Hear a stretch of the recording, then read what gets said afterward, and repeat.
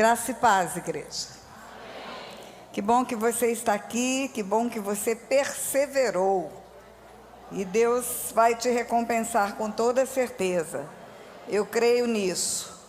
Quantos de vocês estão aqui pela primeira vez nesse seminário?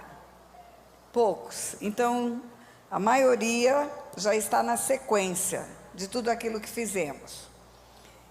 E eu quero começar esse dia, antes de orar, eu quero ler a palavra de Deus no texto que fala sobre a excelência da pessoa de Jesus e a excelência do seu ministério. Eu quero dar honras a esse Senhor, que é o Senhor que liberta. Eu quero dar honras a esse Senhor, que é o Senhor que nos resgata da morte e do inferno. É o Senhor que veio para a terra em carne, e em carne foi para a cruz do Calvário, para envergonhar o inferno e nos arrancar de lá. Eu quero começar falando dele, antes de ministrar sobre aquilo que ele tem me ensinado. Está em Colossenses capítulo 1, o texto que, a partir do versículo 13, diz...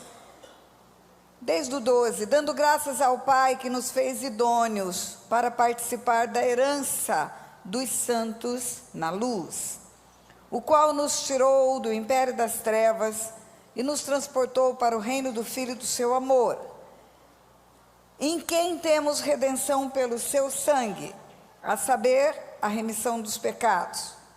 E aí, a partir do 15, fala da pessoa de Jesus, quem ele é. O qual é a imagem do Deus invisível, o primogênito de toda a criação, porque nele foram criadas todas as coisas, que há nos céus e na terra, visíveis e invisíveis, sejam tronos, sejam dominações, sejam principados, sejam potestades, tudo foi criado por ele e para ele. E ele é antes de todas as coisas, e todas as coisas subsistem por ele. Ele é o cabeça do corpo da igreja, é o primogênito dentre os mortos, para que tudo tenha preeminência, porque foi do agrado do Pai que toda a plenitude residisse nele. Vou repetir, porque foi do agrado do Pai que toda a plenitude residisse nele, e que, havendo por ele feito a paz pelo sangue da sua cruz, por meio dele reconciliasse consigo mesmo todas as coisas, tanto as que estão na terra como as que estão nos céus. Presta atenção, igreja. Aqui está escrito porque o Pai escolheu que toda a plenitude residisse em Jesus, que ele fosse o mais excelente em tudo, que ele fosse perfeito, varão perfeito, que ele fosse o primogênito de toda a criação, que tudo existisse por ele, para ele e por causa dele, tudo subsistisse por causa dele. As galáxias existem por causa dele. Os buracos negros do universo existem por causa dele. As estações do ano, primavera, verão, outono e inverno, existem por causa deles. Os 7,5 bilhões que estão sobre a terra existem por causa dele. Deus deu a ele a primazia e a excelência de ser o mais importante do universo. E depois o coloca numa cruz. Diz, aprove ao Pai fazer tudo isso com ele, para depois colocá-lo numa cruz, e pelo seu sangue, reconciliar com o Pai, reconciliar consigo mesmo é com o Pai, todas as coisas, tanto as que estão na terra, está escrito, como as que estão nos céus, reconciliar com o Pai todas as coisas, tanto as que estão na terra quanto as que estão nos céus, tanto as que estão na terra quanto as que estão nos céus. Nos céus, sim. Por que os céus precisaram ser reconciliados com Deus? Só é reconciliado o que é rompido. Só precisa de reconciliação o que foi separado. Aprove ao Pai que nele residisse a plenitude de tudo, para colocá-lo numa cruz e por meio dele reconciliar com o Pai todas as coisas, tanto as que estão na terra quanto as que estão nos céus, nos céus, nos céus. Pastora, o céu precisou de reconciliação? Precisou. Sabe por que o céu precisou de reconciliação? Porque o pecado começou no céu. Um anjo tornou-se rebelde no céu. Houve peleja no céu. Houve rebelião no céu. Houve uma guerra no céu. Os anjos de luz expulsaram os anjos de trevas do céu. Aonde a guerra há despojos, aonde a guerra a perfeição é quebrada, a harmonia é quebrada. Os céus foram reconciliados com Deus naquela cruz. A terra foi reconciliada com Deus naquela cruz. A minha e a sua vida foi reconciliada com Deus naquela cruz. E eu quis ler para você esse versículo, esse texto, para você saber a importância da sua vida. Porque se a moeda espiritual, que é o sangue derramado na cruz, tem poder para reconciliar os céus com Deus, e se esse sangue foi derramado para você, para a sua vida, para mudar a sua história, para mudar a sua família, para mudar gerações, quão precioso você é para Deus, e quão importante é a sua família, quão importante é a sua casa. Eu estou dizendo para você que é uma moeda altíssima que foi usada por Deus para comprar você e para mudar a sua história. É como se eu tivesse um dinheiro para comprar um apartamento à beira-mar, no Rio de Janeiro, cobertura de 500 metros quadrados. E esse mesmo dinheiro eu comprasse um sanduíche. Esse sanduíche teria que ter muito valor para eu gastar o que eu compraria um apartamento na beira da praia, no Rio de Janeiro, numa cobertura. O sangue de Jesus é precioso, é poderoso.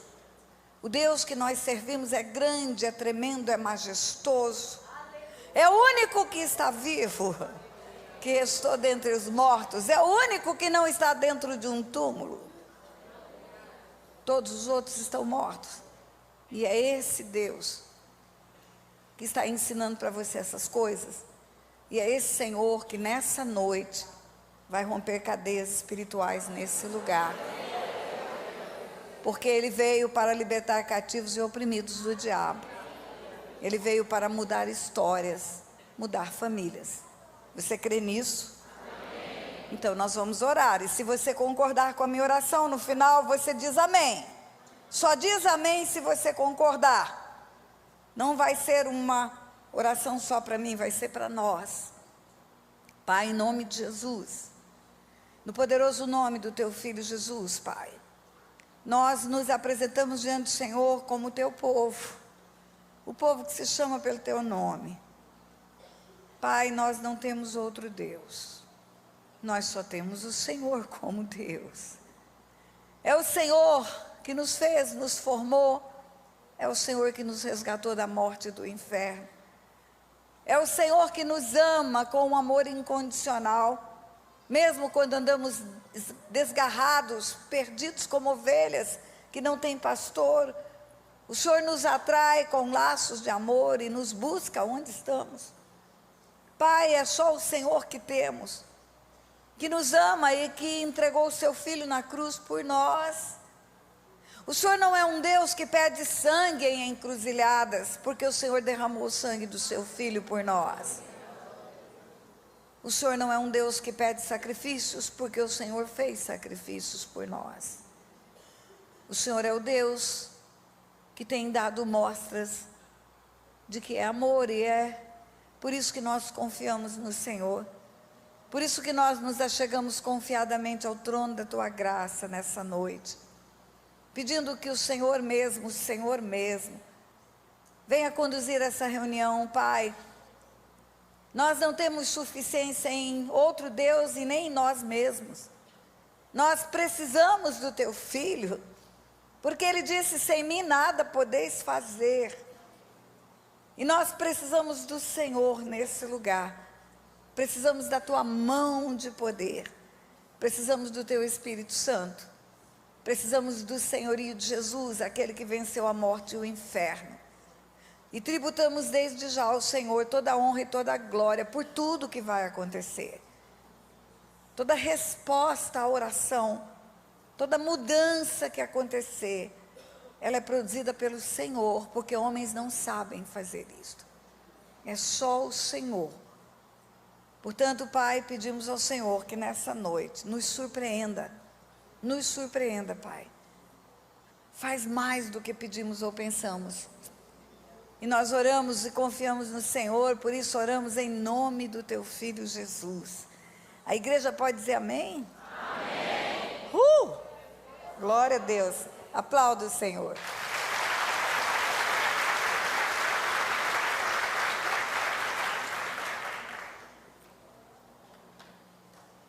Eu quero dar uns avisos agora, porque a gente sabe como começa um culto, mas a gente não sabe como termina um culto, não é? Deus às vezes toma conta de tudo e nos surpreende. Então eu pedi permissão ao pastor Anderson, pedi permissão à pastora Larissa para divulgar os contatos que você pode ter comigo. Primeiro, eu quero te falar do Silk. Silk é um seminário intensivo de libertação e cura. Você está tendo um seminário de libertação, mas não é um seminário intensivo. Por que não é? Porque não é um seminário onde você fica num lugar imerso o dia inteiro recebendo palavra de libertação, de manhã, de tarde e de noite, e ainda não está sendo atendido. E lá nesse lugar é intenso, são 5 dias e há atendimento para todos os que participam. Então, de 2 em 2 meses, no estado de Tocantins, nós realizamos um seminário intensivo de libertação e cura, onde temas como você está recebendo aqui, com mais profundidade até, e temas outros são ministrados, e ocorre de 2 em 2 meses em Tocantins. Por que Tocantins? Porque lá é o coração do Brasil. Lá é chamado centro geodésico da nação. De norte a sul, de leste a oeste, é a mesma distância. Tudo converge para ali. O centro do Brasil não é Brasília. Geograficamente, o centro do Brasil é Palmas. E ali nós temos recebido pastores e líderes do Brasil inteiro. Pastor Silas, pastor Elisete têm mandado pastores, têm mandado líderes deles para irem àquele lugar, para aprender, para atender suas ovelhas e também para experimentar a libertação. E de 2 em 2 meses, o próximo será de 13 a 17 de junho.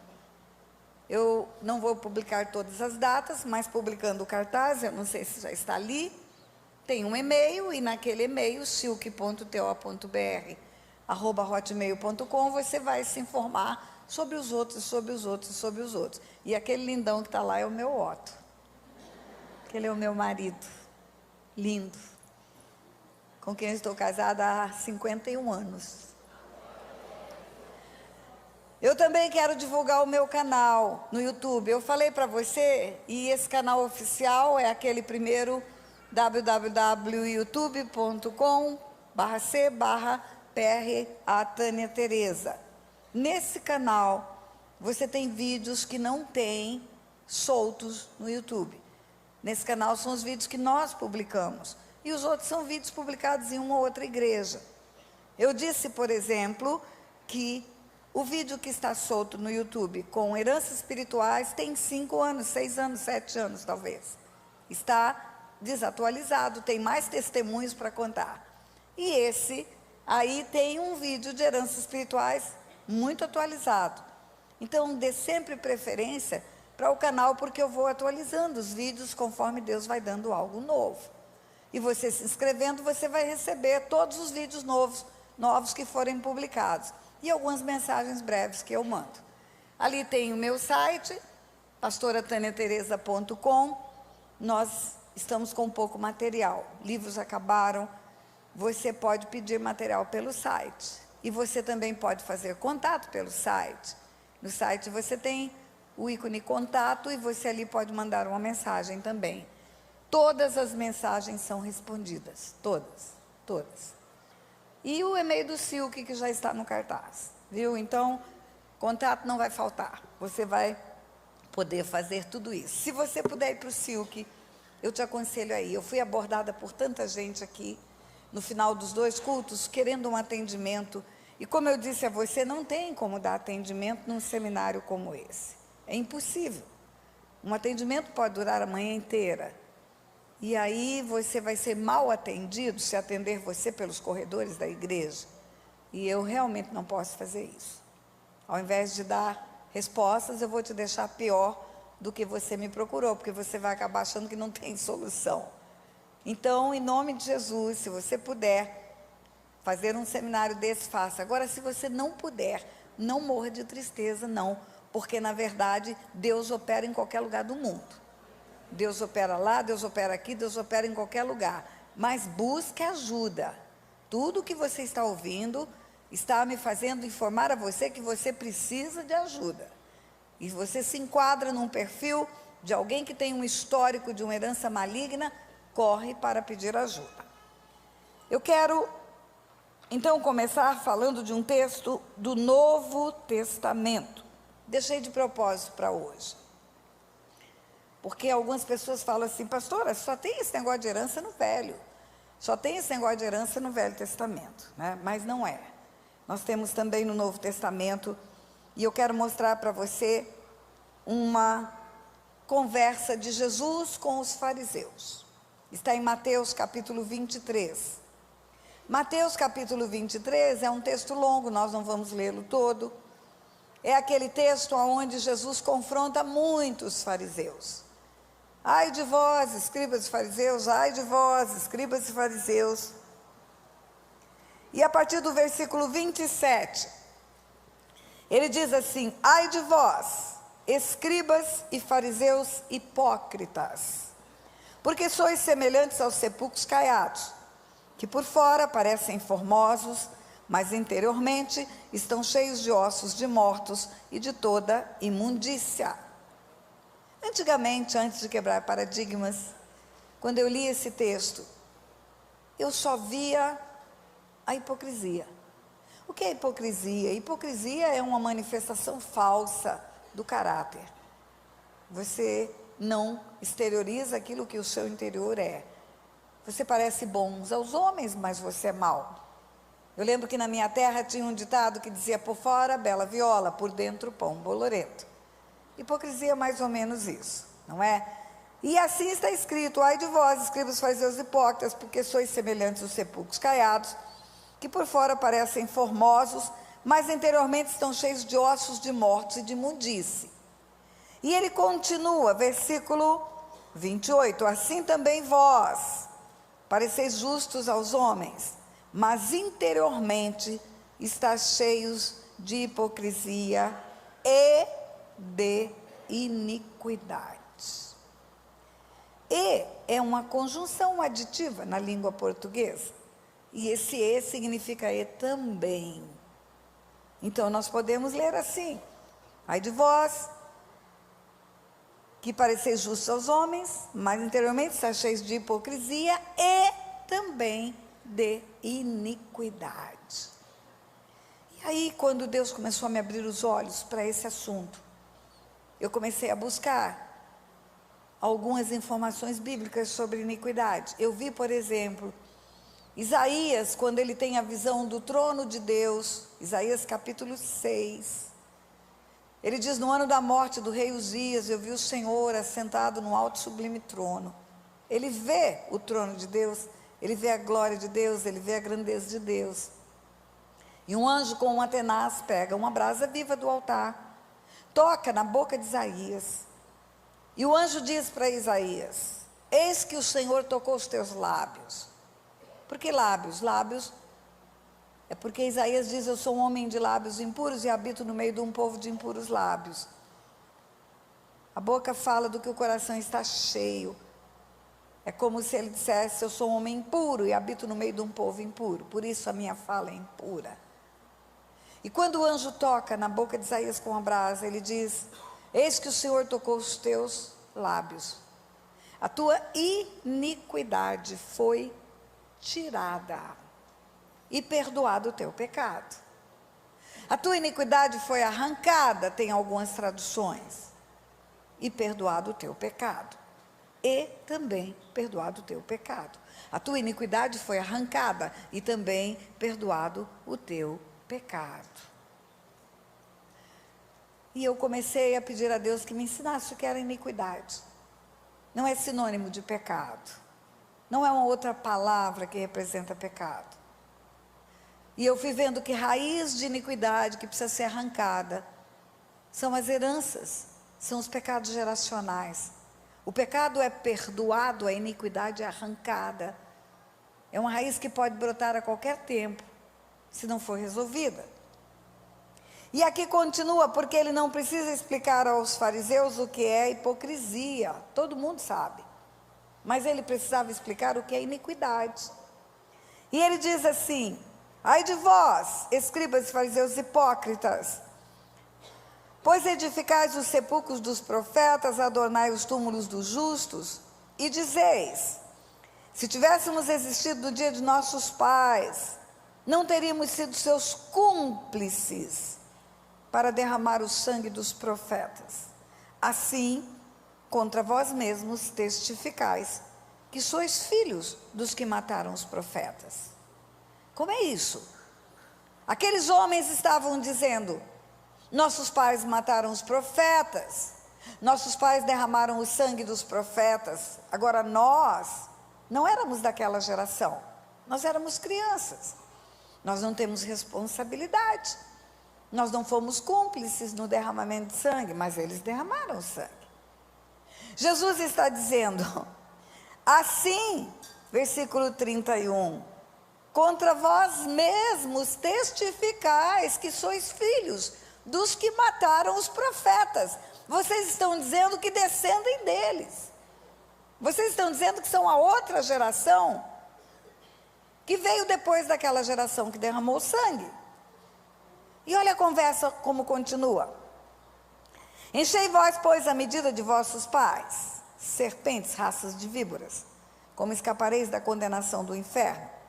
Portanto, eis que vos envio profetas, sábios e escribas.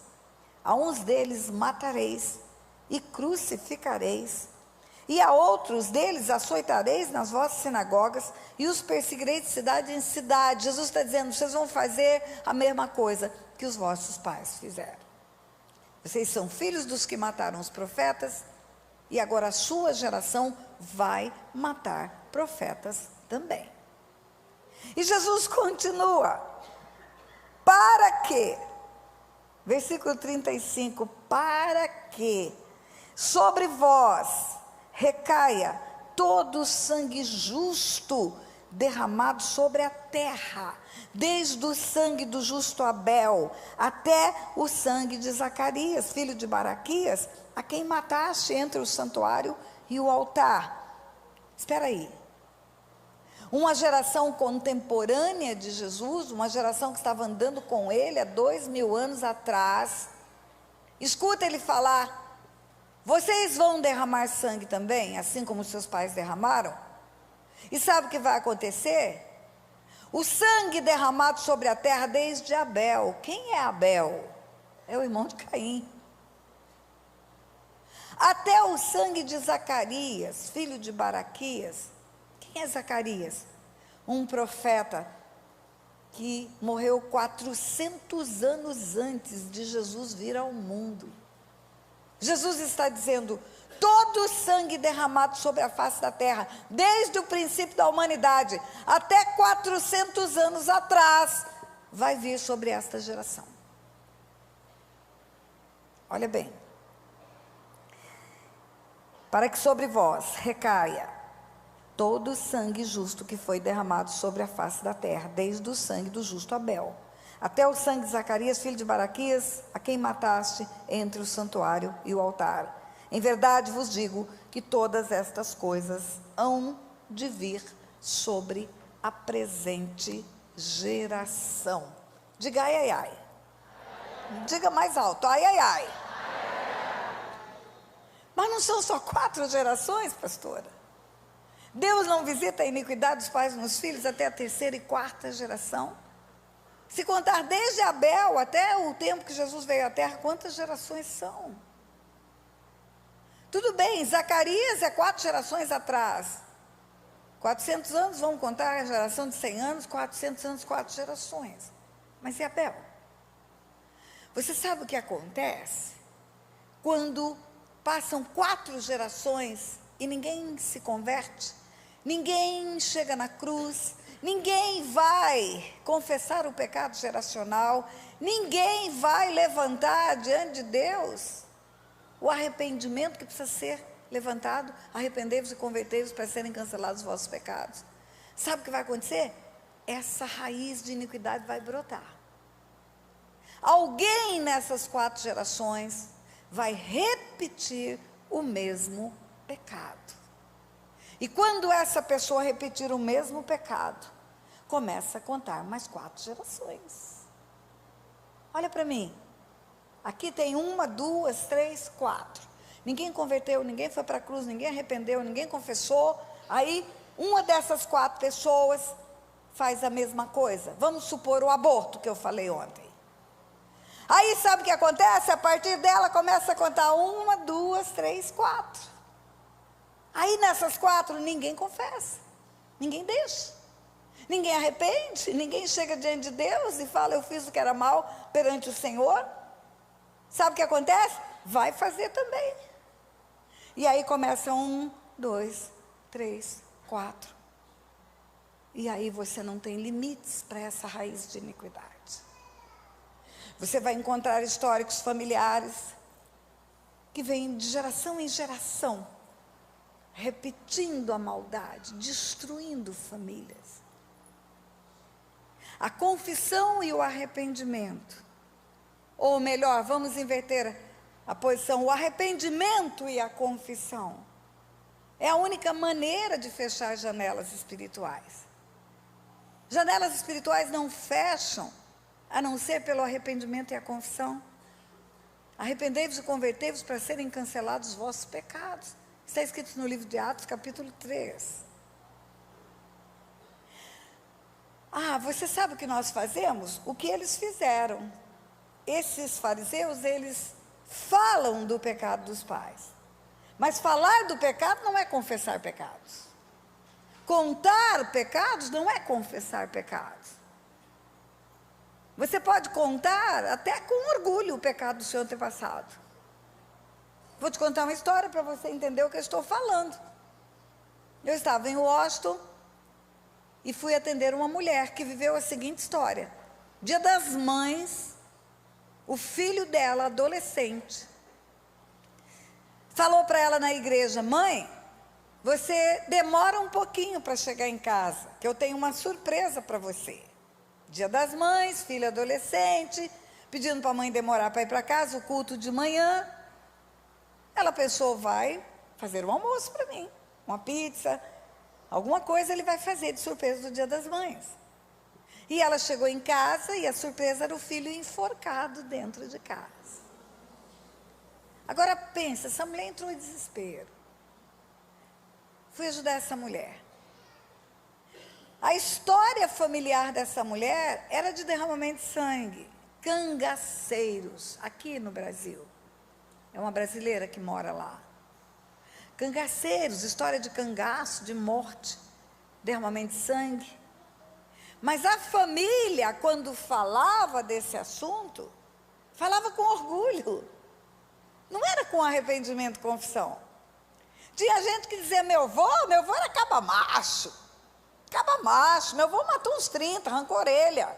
Salgou a orelha do cabra. De pendurou atrás da porta, estava lá as orelhas tudo seca de pendurada. Outro falava assim, isso não é nada, você já contou quantos riscos tem no cabo da espingarda dele? A espingarda com o cabo de madeira, cada um que ele mata, ele risca lá para fazer a conta, porque ele perde a conta de quantos ele mata. Isso não é arrependimento. Isso não é confissão e arrependimento. Isso é publicação do pecado. É o que esses homens estão fazendo. Nossos pais mataram os profetas. Eles não chegam diante de Jesus arrependidos porque os pais mataram o profeta. Pastora, mas o meu arrependimento vai mudar a vida dos que já morreram? Não vai. Cada um, a alma que pecar, essa morrerá. Cada um vai dar conta de si. Cada um prestará conta de si. O arrependimento me faz mostrar para Deus que eu tenho o coração constrangido pelo que eles fizeram. E pelo que eles fizeram, uma herança sobre a minha vida. E quando eu discordo do que eles fizeram no meu arrependimento, quando eu mostro que eu não tenho nada com esse estilo de vida deles, e que eu quero mudar, quando eu mostro que eu quero sair dessa linhagem espiritual, eu confesso e aí muda o quadro espiritual. Quando eu confesso o meu pecado, eu tenho o meu perdão. Quando eu confesso a minha herança, eu tenho o desligamento da herança. Muda a história da herança.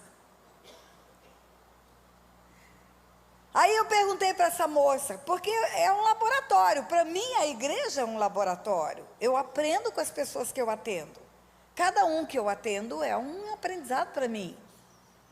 E eu perguntei para essa moça, eu falei, eu tenho ensinado que o fruto que manifesta como herança do derramamento de sangue numa família é morte prematura, é acidente frequente, é suicídio, doenças graves. Aconteceu isso muito na sua família? Ou esse episódio do seu filho é isolado? Aí ela começou a contar a história da família. Só desgraça, só desgraça. Ela falou, pastora, aconteceu umas coisas tão malucas na nossa família. Teve um dia, foi uma festa, bodas de ouro de alguém da família, reuniu todo mundo. E um sobrinho, foi o último que chegou para a festa, era um fim de semana inteiro numa chácara. E aquele sobrinho chegou, já estava todo mundo reunido, já tinha almoçado, estava limpando um porco, que iam assar o porco no dia seguinte.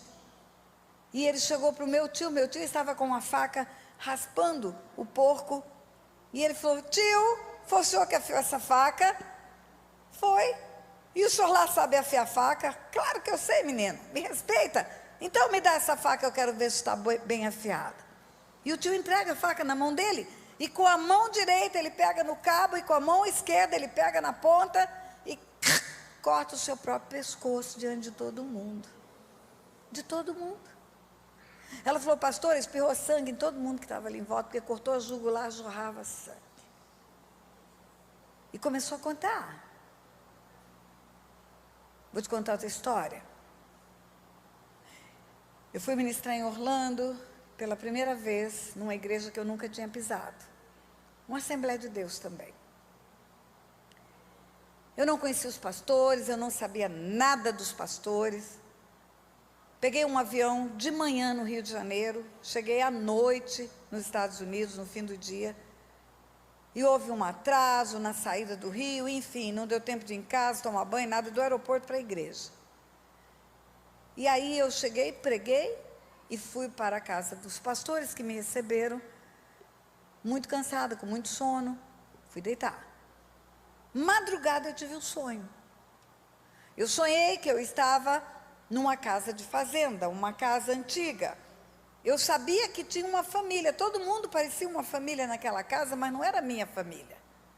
É como se eu estivesse de visita.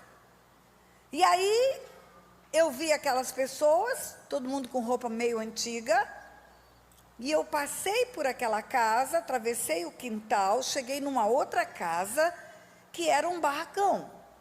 E naquele barracão haviam homens mal encarados. Chapéu assim no rosto, revólver na cintura, como se fossem capangas. E eu passei por aquela segunda casa, cheguei num terreno que subia, num barranco. Quando eu cheguei no alto do barranco, que a minha cabeça chegou no nível do chão, eu vi muitos cadáveres, muitos. Parece aquele filme de guerra civil, parecia aqueles filmes de guerra civil. Criança, velho, homem, todo mundo sobre a terra. E eu acordei. E eu sabia que aquele sonho era uma revelação de Deus. Tomei meu banho, fui para a cozinha de manhã. A pastora estava fazendo o café. A primeira conversa nossa, porque não deu tempo de nada antes. E eu disse para ela, pastora, eu tive um sonho, e esse sonho é muito revelador. E comecei a contar o sonho. E à medida que eu comecei a contar o sonho, ela foi ficando pálida. Largou tudo que estava fazendo e sentou. Quando eu terminei, ela falou, pastora, a senhora não sabe o quanto Deus falou com a senhora. Ela falou, eu vou contar uma história para a senhora que ninguém sabe. Ninguém. Meu pai foi um homem muito rico, do interior do Brasil, muito rico. Meu pai tinha muitas fazendas. E meu pai era um homem que era recebido nas igrejas com honras, sentava nos lugares de honra da igreja. Ele abençoava financeiramente ministérios, ele era um doador para a construção de igreja, e aonde ele chegava ele era bem recebido. E meu pai adoeceu, pastor, uma doença estranhíssima, ele começou a mirrar, parece que o músculo dele começou a secar, ele não andava mais, ele não falava mais, e morreu. E não demorou muito, a mesma doença pegou a minha mãe. E a minha mãe estava à morte no leito de hospital, à morte. E ela me chamou, nós somos 5 irmãs. Éramos 5 irmãs, eu sou a mais velha. E a minha mãe me chamou e falou, filha, eu vou te contar um segredo. Eu não vou levar para a morte esse segredo. E você faz o que você quiser com esse segredo. Se você quiser contar para suas irmãs, conte. Mas eu não vou guardar. E sabe o que minha mãe me contou, pastora? Que o meu pai ficou rico da seguinte maneira. Meu pai era um homem que tinha poucas posses. E aí ele descobria que tinha uma terra no interior ali, era Goiás. Descobria que tinha uma terra sem título de propriedade. Tinha só um poceiro na terra. Meu pai pagava um pistoleiro para matar aquele homem e a família dele toda. Aí o meu pai botava um testa de ferro lá para tomar posse da terra, para legalizar os documentos. Quando estava tudo legal, vendia e ele guardava o dinheiro. E ele matava outro em outra terrinha, vendia, guardava o dinheiro e matava outro. E quando ele conseguia matar pequenos proprietários de terra e vender pequenas propriedades, juntava o dinheiro e comprava uma grande propriedade. E foi assim que seu pai enriqueceu. Ela falou, minha mãe falou para mim, que meu pai pagava para capanga por mês. Tinha matador de aluguel que ele remunerava por mês. E eu perguntei para minha mãe quantas pessoas meu pai matou. Ela falou, mais de 100. Mais de 100.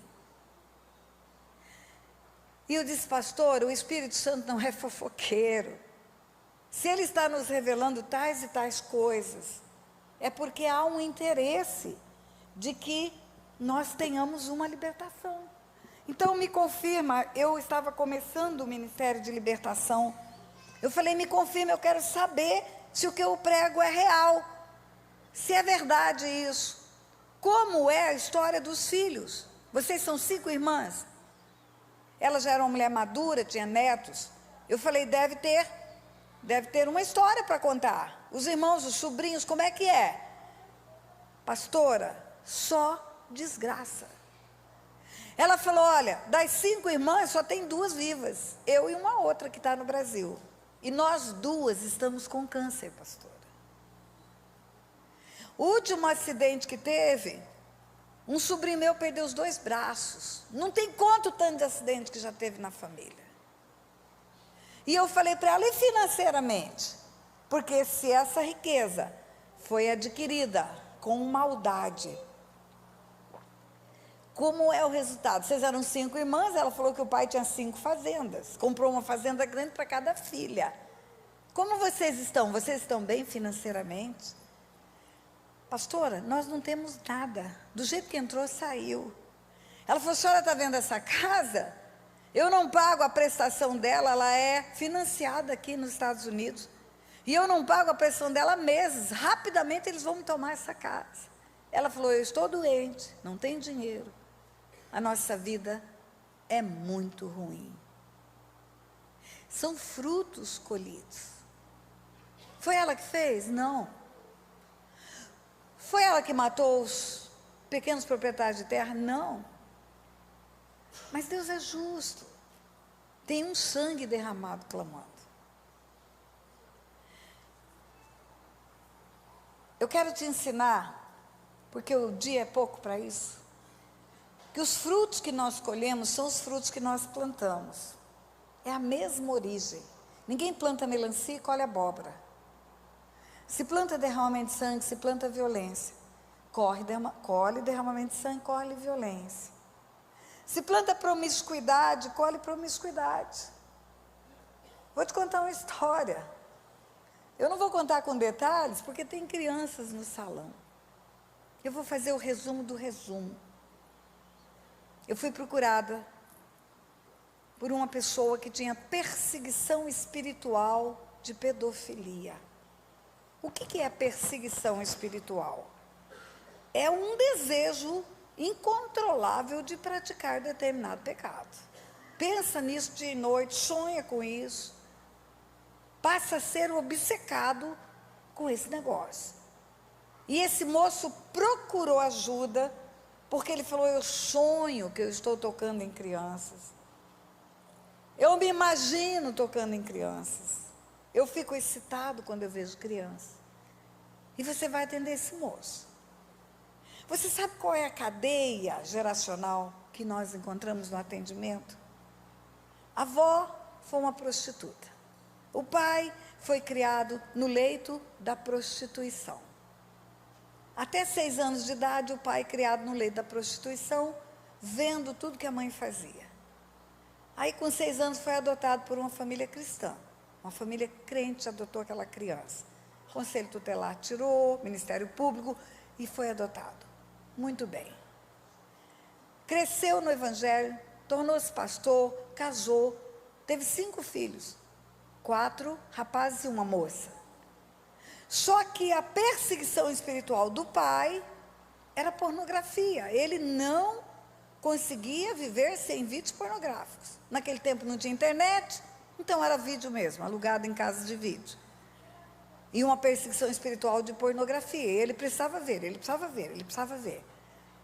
Morria de arrependimento, chorava, ficava confuso, porque era pastor, um homem ligado às coisas de Deus, e de repente estava tentado e sucumbia à tentação, porque tinha uma perseguição espiritual de pornografia. Muito bem, esse homem está vendo pornografia há anos, e aí o filho mais velho está com 9 anos de idade, e um dia o filho mais velho acorda durante a noite, para ir ao banheiro, e escuta, porque o pai via dentro de casa, o pai falava que ia fazer vigília, tinha um quarto de oração, um quarto de preparar sermões, ia fazer vigília, e ele ficava naquele quarto escondido da família inteira, fazia aquilo que não devia, chorava e arrependia depois, mas daqui um mês está fazendo de novo. E o filho acorda, vai ao banheiro, e ele escuta um barulho estranho, escuta o pai gemendo no quarto da vigília. E ele tinha visto um filme de um homem infartado, morrendo, gemendo. Ele pensou: meu pai está morrendo. E ele corre naquele lugar para socorrer o pai, 9 aninhos. E ele chega e vê o que o pai está vendo, e o pai não vê que ele viu. Ele vê, o pai está vendo um vídeo pornográfico e o pai não vê que ele viu. E ele pensa: mas então é isso que o meu pai faz? Quando ele fala que vai orar durante a noite, que vai fazer vigília? E ele fica quieto. E se interessa. Toda vez que o pai fala agora que vai fazer vigília, ele vai fazer vigília junto com o pai. Ele deu um jeitinho, arrumou cortina.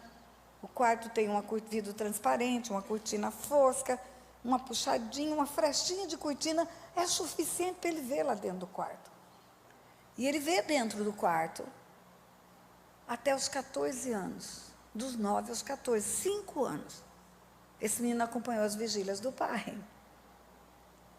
Um dia ele estava com 14 anos, a vigília do pai terminou dentro do quarto. E a dele não terminou do lado de fora do quarto. E o pai está desligando o vídeo, está desligando o televisor, escondendo o vídeo. E aquele menino está desesperado do lado de fora. Ele vê que o pai vai sair, vai encontrar com ele na porta daquele quarto. Ele corre para o quarto e ele estupra o irmão de 3 anos de idade. Quem é o rapaz que tem perseguição de pedofilia? É o irmão de 3 anos de idade. Quando esse rapaz pediu ajuda, ele falou: pastora, eu preciso confessar o que eu penso, o que eu sinto, e eu preciso confessar que todos os meus sobrinhos já foram tocados por mim com desejo. Eles não sabem. Nós vamos para a Disney, nós fazemos fila, trenzinho, e eu abraço por trás um sobrinho. Mas eu faço isso porque eu tenho desejo de fazer. E ele pensa que é o tio, agradando e protegendo. Eu brinco com as crianças, os sobrinhos mais novos, brinco de contar segredos. Tio vai contar um segredo e eu falo na orelha dele. Psh, psh, psh. Ele pensa que eu estou brincando de contar segredos, pastora.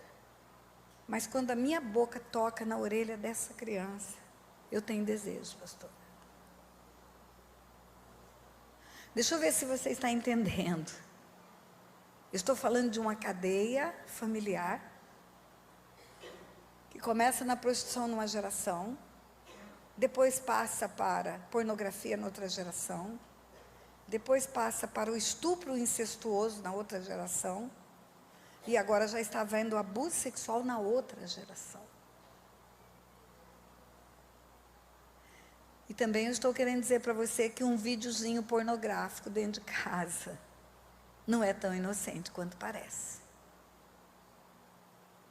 Eu tive que ficar 3 meses com essa família inteira, para que todo mundo entendesse que sem confissão e sem arrependimento, essa história ia continuar, porque essas crianças que já foram encostadas com contatos libidinosos, vão ser os futuros abusadores.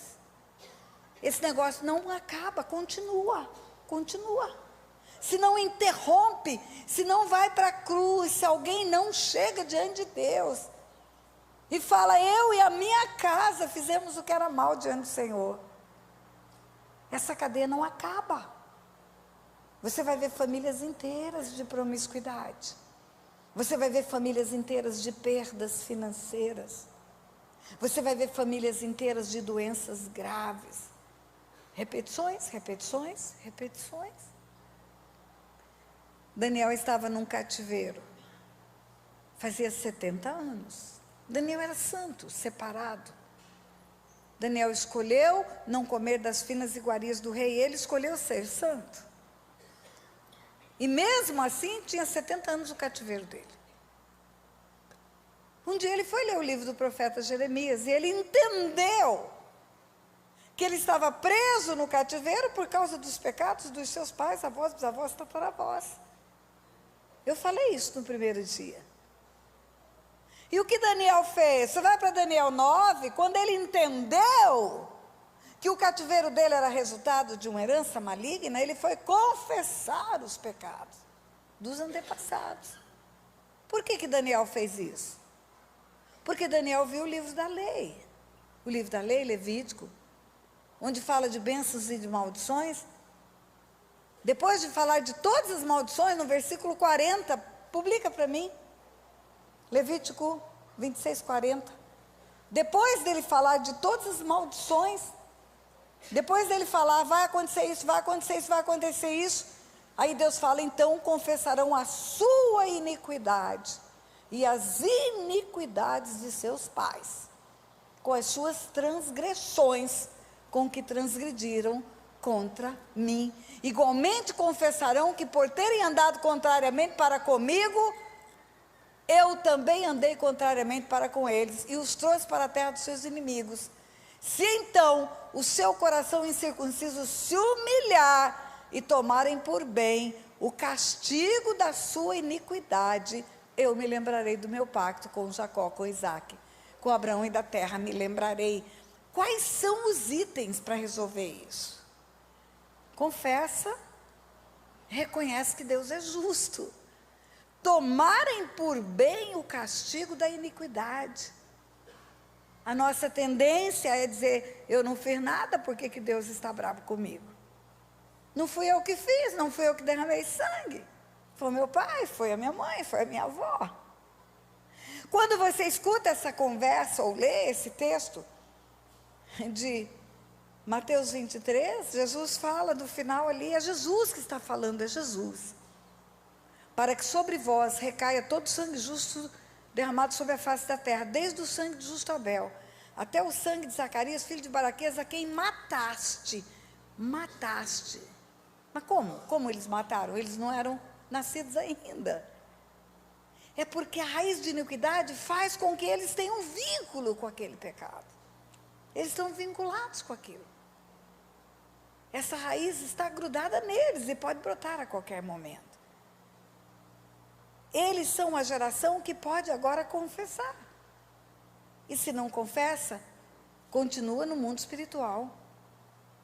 A perseguição espiritual pelos seres espirituais que entraram. Agora eu preciso dizer algo para você. Confissão sem arrependimento não adianta.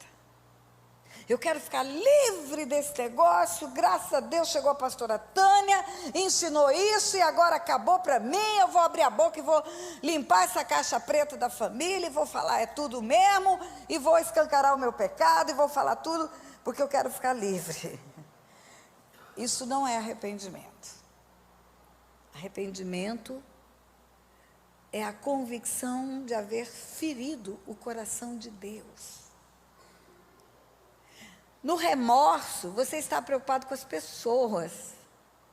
No remorso, você está preocupado com as consequências, com a sua reputação.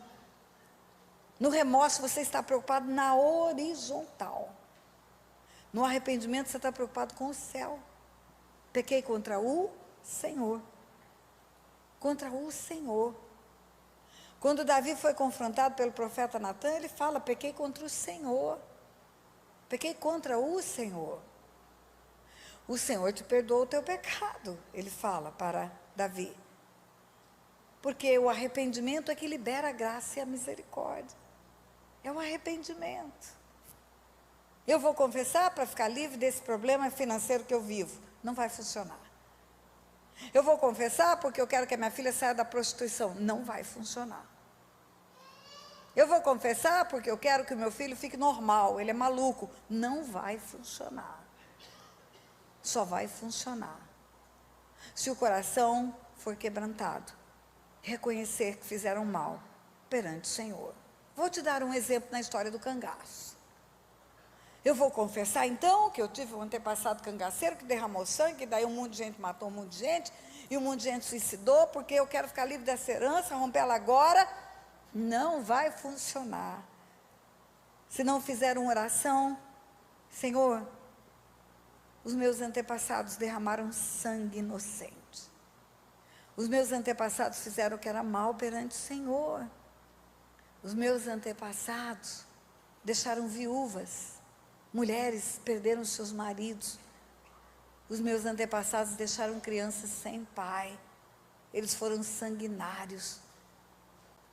Eles não andaram conforme a tua palavra, eles obedeceram a tua palavra, não tiveram temor do Senhor. E se não fizer isto com o coração consternado, não vai funcionar. Pastora, como que a gente gera o arrependimento? A convicção do pecado é o Espírito Santo que gera em nós. É o Espírito Santo que nos convence do pecado, da justiça e do juízo. Peça ao Espírito Santo esse convencimento. Peça ao Espírito Santo. Um dia eu atendi uma mulher, e essa mulher veio procurar ajuda porque tudo estava dando errado na vida dela, tudo. Pense, tudo que é porta fechando, ninguém formando, ninguém conseguindo prosperar, ninguém casando, ninguém dando certo, tudo errado. E eu falei de aborto para ela. Falei, olha minha irmã, são indícios de que você abortou, ou tem uma herança de aborto, porque tudo aborta na sua vida, tudo aborta. Nada termina, nada completa, nada conclui. E ela falou, eu fiz mesmo, pastora. Eu fiz 3 abortos antes de gerar o meu filho. Então eu quero orar. É isso? Eu quero orar. Eu falei, não, peraí, não é assim. Eu vou te induzir agora ou conduzir para você ver um vídeo sobre esse assunto. Vai assistir esse vídeo. Aí você volta, nós vamos orar. Mas a intenção era que ela, vendo o vídeo, fosse convencida pelo Espírito Santo do pecado. E ela viu o vídeo e ela voltou do mesmo jeito. Eu não tinha ainda esse canal oficial, mas tinha uma entrevista com a doutora Elisete Malafaia sobre aborto, consequências espirituais do aborto. Ela fez um programa de televisão comigo.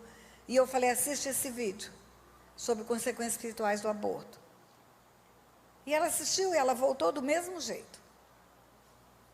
Então vamos orar, pastora, já entendi tudo e tal. Eu falei, não, eu não estou vendo arrependimento em você. Você está tratando disso como quem está fazendo manicure, tirando cutícula. Não é assim. Isso não vai funcionar. A palavra de Deus diz, arrependei-vos e convertei-vos. E o arrependimento, ele gera um constrangimento. Ele gera uma dor. Ela falou, pastora, mas eu não sinto nada. Eu falei, então nós vamos orar para você sentir. Eu não vou orar para desligar a sua vida do mundo espiritual ainda. Porque você não pode ser desligada sem o arrependimento. Eu vou orar pedindo o arrependimento, pedindo que o Espírito Santo te convença do pecado, da justiça e do juízo. E quando você tiver esse arrependimento no seu coração, genuíno, verdadeiro, aí você me procura e nós vamos orar. E fizemos a oração, eu orei, ela disse amém, Pai, em nome de Jesus, eis aqui a tua filha, abriu a boca, falou do que fez, mas ela precisa que seja gerado no coração dela um arrependimento. Ela conhece a tua palavra, ela entendeu pelo vídeo que ela derramou sangue de gerações quando abortou um filho. Ela entendeu que ela rompeu com a vida quando ela fez pacto com a morte. Ela entendeu, mas ela entendeu isso no intelecto dela. No espírito dela não houve nenhuma mudança. Então eu peço ao Senhor que pelo teu espírito, o Senhor penetre no espírito dela para convencê-la do pecado, para que nós possamos orar corretamente. E oramos no fim da tarde. 3h da manhã o meu telefone toca. E a mulher em pranto. Pastora, eu arrependi. Pastora, agora eu entendi. Pastora, eu imagino a quantidade dos netos meus que eu matei junto com aqueles abortos. Eu não tenho um neto, pastora. E eu pensei, Deus, por que tem que ser madrugada? Por que não espera amanhecer o dia para arrepender? Aí nós oramos. Sem o arrependimento, queridos, a oração não é eficaz, ela reza. Ela é reza. Ela é uma mera repetição de palavras. Não vai funcionar. Eu falei para você que o fruto colhido mostra o fruto plantado. Então eu vou falar de alguns tipos de heranças agora. Já falei muito sobre heranças de derramamento de sangue, doenças, acidentes, suicídios, mortes prematuras, heranças de roubo, famílias que praticaram roubo, famílias que usurparam terras, famílias que usurparam herança, família que ludibriaram pessoas com negócios ilegais. Qual é o fruto que colhe? Dificuldade financeira. Planta negócios, não colhe negócios, não colhe falências. Tudo dá certo para os outros, mas não dá certo para essa pessoa. Demora para juntar dinheiro, o dia que junta, vem um plano Collor e prende o dinheiro e vai embora. Compra um imóvel, depois descobre que aquele imóvel não estava liberado, era hipotecado, e aí perde o imóvel. Enfim, começa a ter prejuízos financeiros. Porque o fruto plantado foi em relação a dinheiro. Heranças de feitiçaria, heranças de ocultismo. Eu falei para você e enfatizei nos 2 dias, na carta aos Hebreus, que é pela prática, que nós crescemos para discernir bem e mal, bem e mal, bem e mal. E pela prática, Deus nos ensinou as heranças de feitiçaria. Pela prática, Deus nos ensinou que a herança de ocultismo, não fica preocupado com criança que pai e mãe já estão cuidando dela, olha para cá. A prática tem me ensinado que as heranças de feitiçaria, de ocultismo, heranças de envolvimento com trevas, traz como consequência espiritual doenças nessa parte do corpo. Doenças nessa parte do corpo. Eu vou fechar parênteses e vou falar de outro assunto e vou voltar aí. Doenças podem ser espirituais, pastora? Pode. Toda doença pode ser do corpo, da alma e do espírito. Toda doença, toda. Você se lembra do médico Lucas, no capítulo 13, contando a história de uma mulher encurvada? 18 anos aquela mulher era encurvada. Um ortopedista olharia para aquela mulher e diria que ela precisava de uma cirurgia de coluna. Um fisioterapeuta que ela precisaria de exercício. Não, ela precisava que o demônio saísse da coluna dela. Jesus expulsa o demônio e a mulher endireita. O mesmo médico Lucas, no capítulo 11, conta a história de um menino que era mudo. Expulsou o demônio, o menino falou porque era o demônio que era mudo. O demônio era mudo. Tem demônio mudo, pastora? Tem. Tem 2 textos bíblicos que falam que tem demônio mudo. Lucas 11 e Marcos 9. Fala que existe demônio mudo. Então, não caia no ridículo que muita gente cai de querer conversar com o demônio não fala e quer conversar. Confesse suas obras, o demônio... Você não foi chamado para conversar com o demônio, mas para expulsar o demônio. O mesmo médico Lucas conta a história de um menino que era mudo, expulsa o demônio, o menino fala.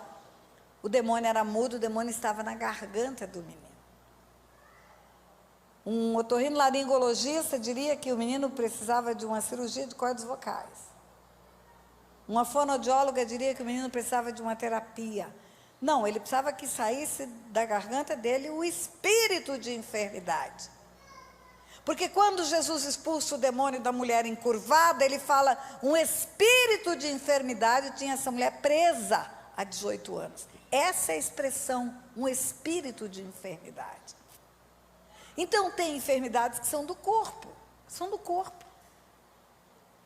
Você é desordenado na alimentação, come a carne mais gorda que tem, aquela manteiga de garrafa todo dia, a gordura da picanha, a macaxeira frita todo dia. Aí o colesterol aumenta, aí entope a veia. Aí você vem para o pastor e fala, o demônio está furioso, pastor. Não é demônio não, você precisa se alimentar direito. Ou então você come açúcar, tudo é açúcar demais, não é café com açúcar, é açúcar com café, e é café várias horas por dia, vários açúcares, e você toma aquele caldo de cana todo dia, e rapadura, aí você tem um aumento na glicose. Aí você fala, ih pastora, o inimigo está furioso. Não, foi uma falta de educação alimentar, né? A doença pode ser do corpo, a doença pode ser da alma. Você já escutou falar em doenças psicossomáticas? Um homem que está com os seus negócios apertados, ele pode ter úlcera, pode ter gastrite, pode ter dor no estômago. Uma mãe que perde um filho pode ter pressão alta. Uma mulher que perde o seu casamento pode ter câncer. Células angustiadas, dizem o oncologista. Por isso que o nosso estado emocional é muito importante para o equilíbrio do nosso corpo. Vive estressado, é um forte candidato a ter multiplicação de células desordenadas. Emocionalmente, nós podemos adoecer. Chamam-se doenças psicossomáticas. Mas existem doenças que são espirituais. Era a mulher encurvada, era o menino mudo. Doenças pneumossomáticas. É o espírito adoecendo o corpo. podem ter milhares de doenças que são espirituais. Deixa eu falar da depressão. A depressão é o mal do século. A depressão pode ser da carne, pastora? Pode.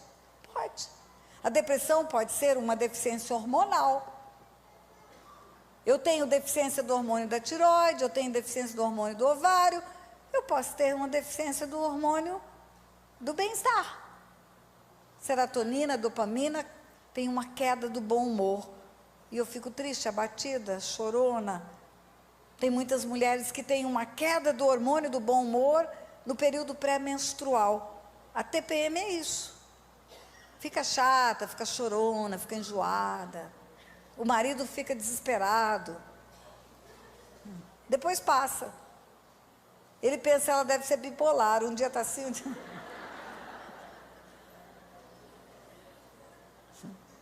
A doença, depressão pode ser do corpo, sim.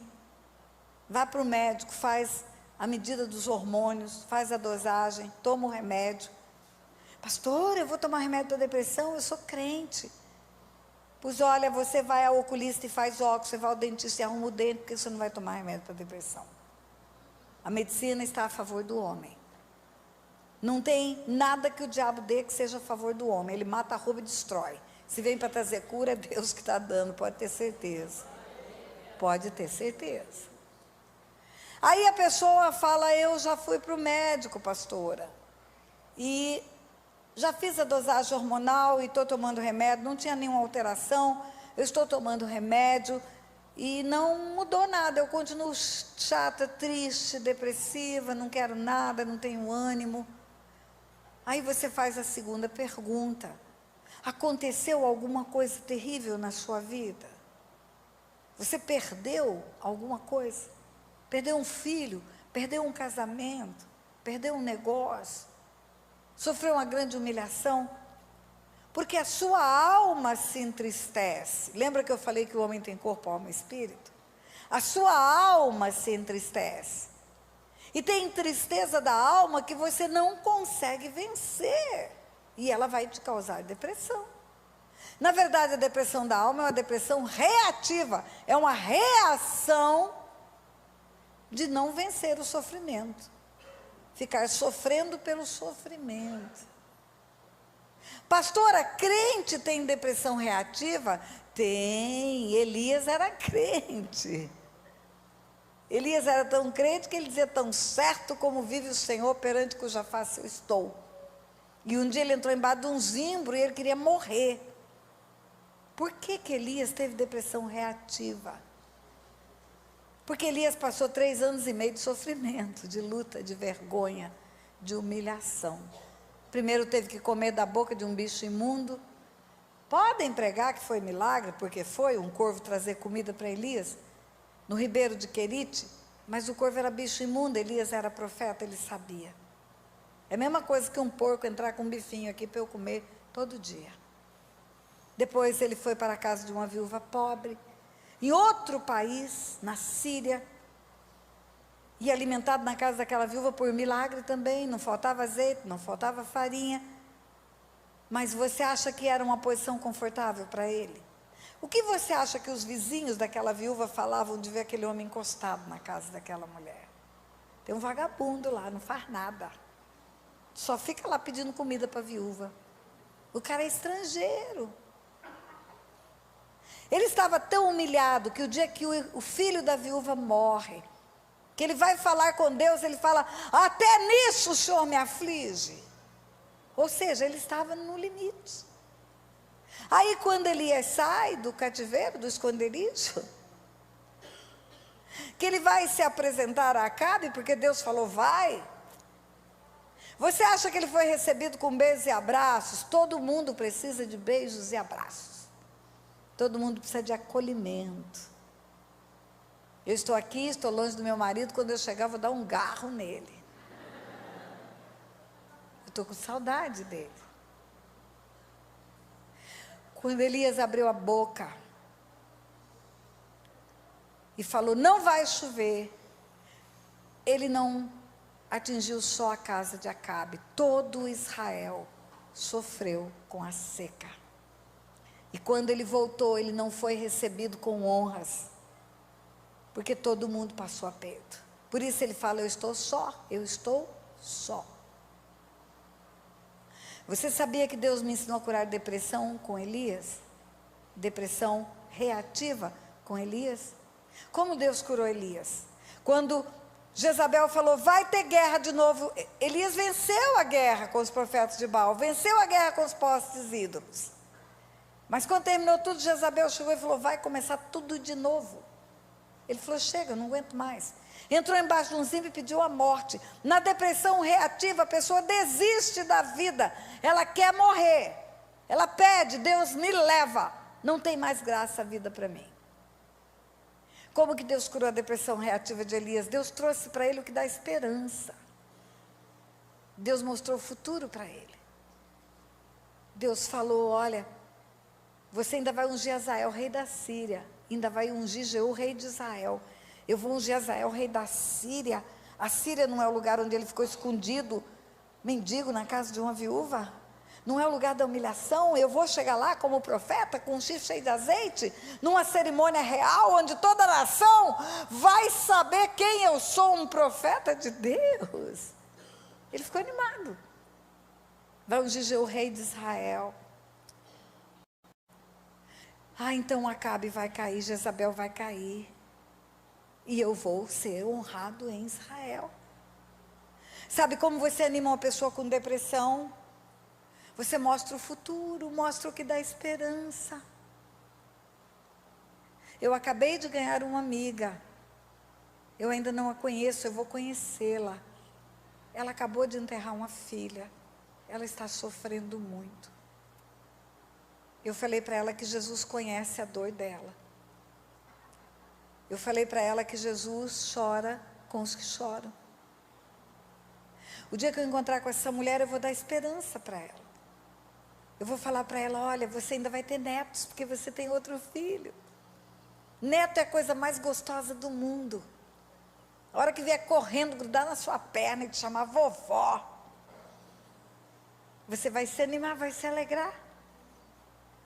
Viva pelo filho que está vivo. Viva pelas coisas que ainda vão acontecer. Viva para o futuro que Deus ainda vai te dar. Você ensina a pessoa a deixar para trás as coisas que para trás ficaram e olhar para o futuro. É assim que você ajuda uma pessoa a sair do lugar da dor. Eu perdi um filho. Eu contei para você. Eu perdi um filho. Mas eu tenho mais 2 e eu tenho 6 netos. E os netos são a coisa mais gostosa que existe. Quando pula no meu colo e fala: vovó Tetê, pronto, o mundo fica colorido. Você tem que pensar no que vai dar esperança. Mas se você perguntar para a pessoa: aconteceu alguma coisa grave na sua vida? Ela está tomando remédio, não melhorou. Ela quer morrer porque passou por sofrimento, perdas. E você pergunta: aconteceu alguma coisa? Perda, sofrimento? Ela fala: não sei, não lembro. Então não aconteceu? Porque ninguém esquece que enterrou um filho. Eu nunca esqueci. Ninguém esquece que perdeu um casamento. Ninguém esquece que sofreu humilhação. Então não é da alma. Então não é do corpo e não é da alma. É da onde? É espiritual. A depressão espiritual resulta de derramamento de sangue. Além de acidentes frequentes, além de mortes prematuras, além de perdas de órgãos, de braço, de doenças graves, depressão com suicídio. A depressão da alma, a pessoa quer morrer. A depressão espiritual, a pessoa se mata. Suicida.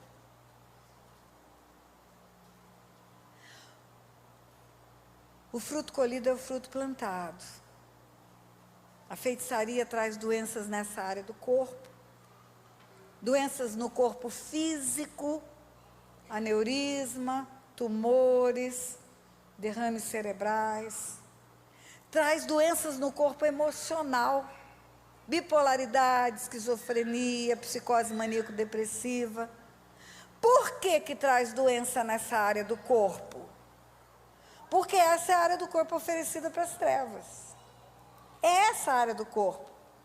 que oferece nos rituais. Quando alguém vai se tornar um pai de santo, ele passa por um ritual, onde ele fica 21 dias enfiado num roncó, num quartinho, oferecendo a cabeça para o santo. Raspa a cabeça, faz cortes na cabeça, derrama sangue da cabeça, até o santo, entre aspas, demônio, receber a cabeça dele. Aí ele vira o santo de cabeça. Quando eles se encontram, eles falam: qual é o seu santo de cabeça? Quando eles vão para os altares, eles batem a cabeça no altar. Quando eles dançam batendo a cabeça. Essa é a parte do corpo que é consagrada.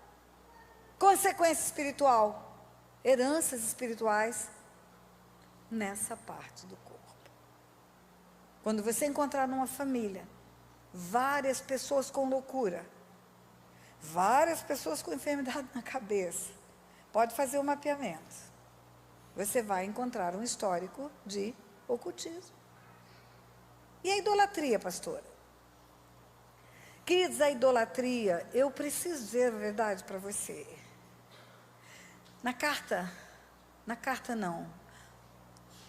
Na escrita do profeta Oséias, na escritura do profeta Oséias, a idolatria é chamada de prostituição espiritual. Lá Deus fala: meu povo se prostituiu adorando ídolos. Lá está escrito: o meu povo consulta um pedaço de madeira e o Espírito lhe dá resposta.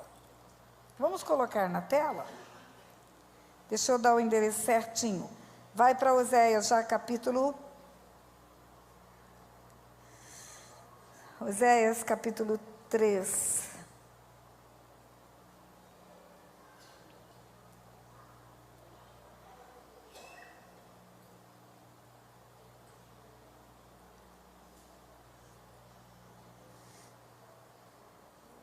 Capítulo 4,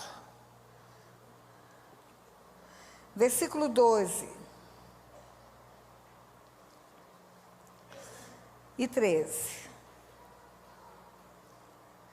O meu povo consulta a sua madeira, e a sua vara lhe responde, porque o espírito da luxúria os engana, e prostituem-se, apartando da sujeição do seu Deus. Sacrificam sobre os cumes dos montes, queimam incenso sobre os outeiros, debaixo do carvalho, do álamo, do homeiro, porque é boa a sua sombra. Por isso, as vossas filhas se prostituem e as vossas noras adulteram, por causa da idolatria. Eu quero mostrar para você no Novo Testamento, carta aos Romanos,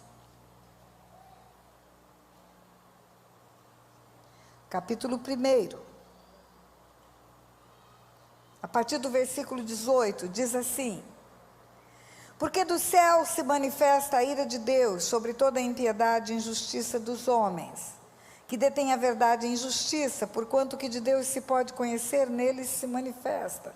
Porque Deus lhe manifestou. Porque as suas coisas invisíveis, desde a criação do mundo, tanto o seu eterno poder, como a sua divindade, se entendem, claramente se veem, pelas coisas que são criadas, para que eles sejam indesculpáveis. O que quer dizer isso? Vamos continuar a ler, mas o que quer dizer isso? O que de Deus se pode conhecer, está manifesto na sua criação. Você vê cataratas do Iguaçu, você vê Deus. Você vê a chuva que sobe como vapor e cai como água, você vê Deus. Você vê uma semente chamada espermatozoide com uma semente chamada óvulo no ventre de uma mulher virar osso, você vê Deus. A criação manifesta Deus.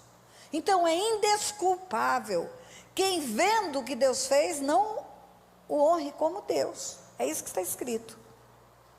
E aí, versículo 21, Porquanto, tendo conhecido a Deus, não o glorificaram como Deus, nem lhe deram graças. Antes, em seus discursos se desvaneceram, e seu coração insensato se obscureceu, e dizendo-se sábio, tornaram-se loucos.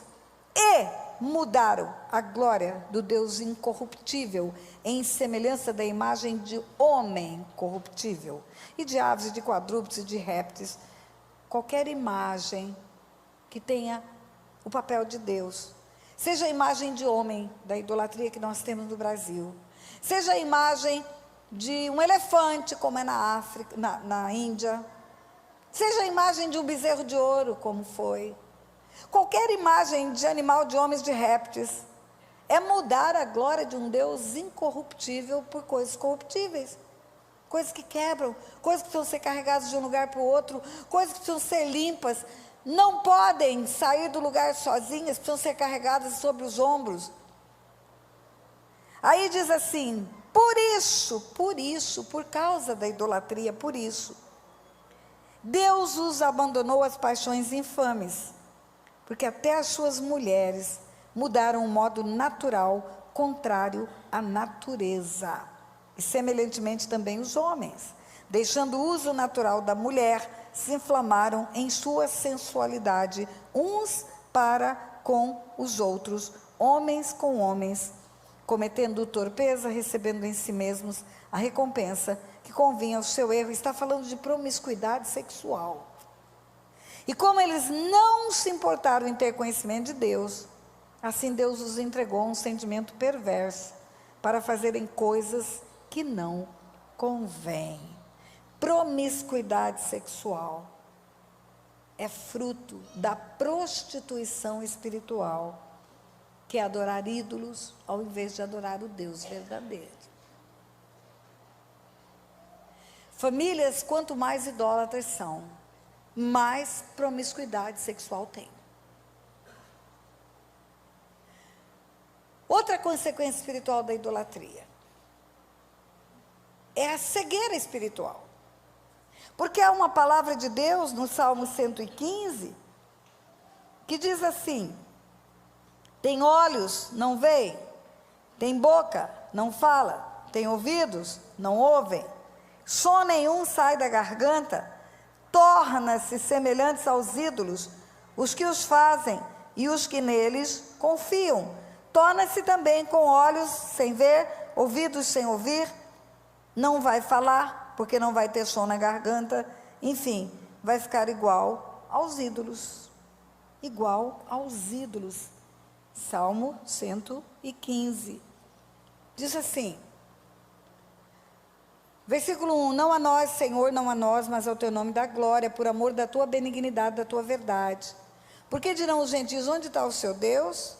Mas o nosso Deus está no céu, fez tudo o que lhe agradou. É como se alguém que tem idolatria entrasse nesse lugar, olhasse para as paredes e falasse, onde está o Deus deles? Cadê o Deus? Não tem um altar, não tem uma imagem, não tem nenhum lugar de honra para nenhum Deus. Aonde está o Deus deles? A resposta é, o nosso Deus está no céu. Fez tudo o que lhe agradou. Os ídolos deles são ouro e prata, obra das mãos dos homens. Tem boca, não fala, olhos não veem, mãos não apalpam, ouvidos não ouvem, nariz não cheira, pés não andam, som nenhum sai da garganta. Tornem-se semelhantes a eles, os que os fazem e os que neles confiam. Tornam-se iguais aos ídolos, os artífices e os idólatras. Igual como? Tem olho, não vê. Tem nariz, não cheira. Tem mão, não pega. Não enxerga espiritualmente. Tem uma cegueira espiritual. Você prega, prega, prega, prega e a pessoa não entende o que você está pregando. Você fala, fala, fala e ela não ouve. Parece que você está falando para a parede.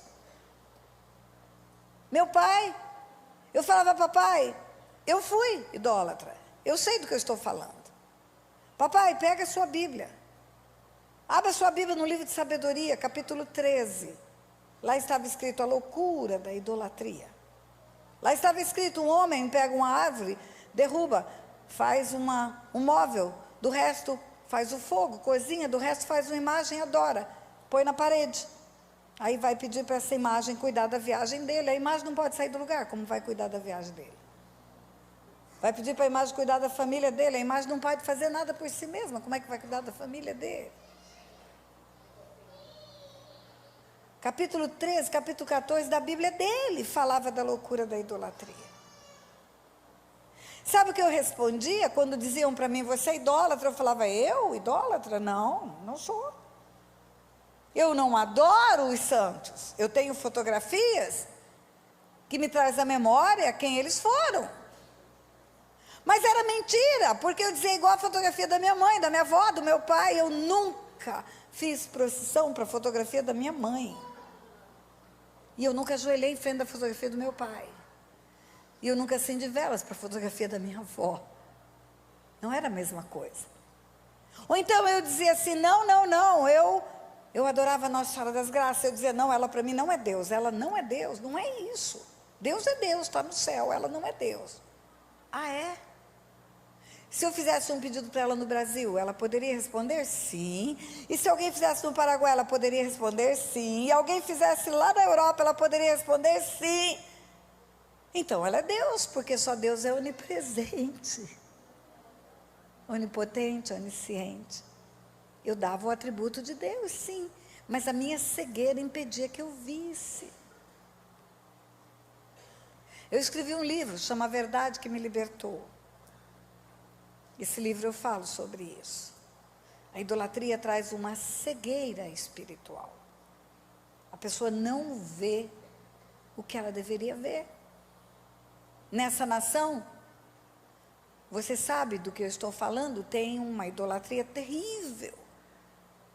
Existe uma imagem que foi encontrada no Rio Paraíba, eu moro em Resende. O Rio Paraíba passa em Resende. O Rio Paraíba tem cardumes de peixe como qualquer rio do mundo. O que é cardumes? É um bando de peixe andando para lá e para cá dentro do rio.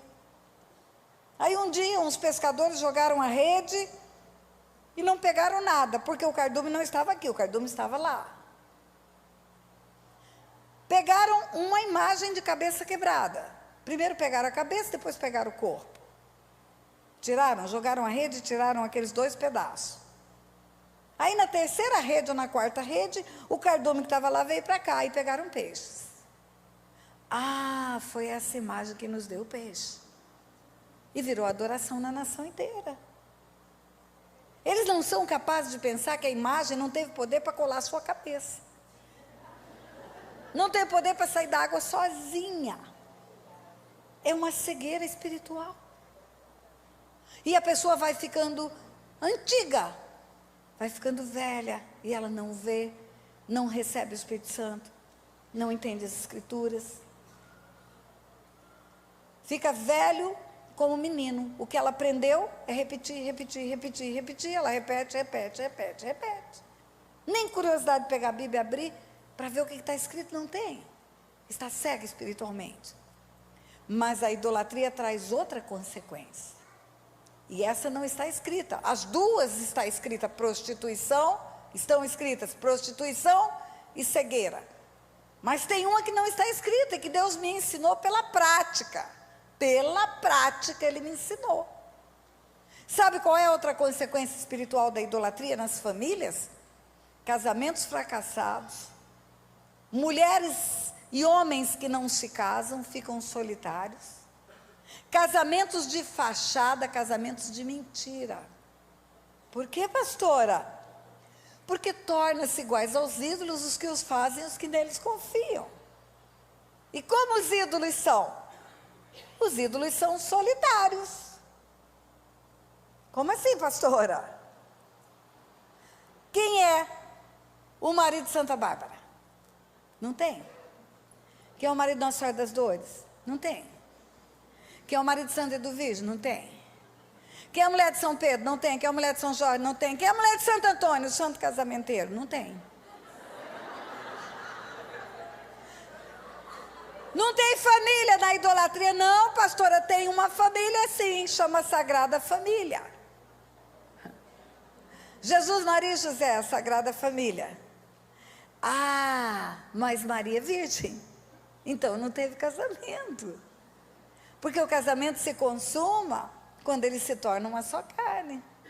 Deixará o homem pai e mãe, unir-se à sua mulher e serão os dois uma só carne.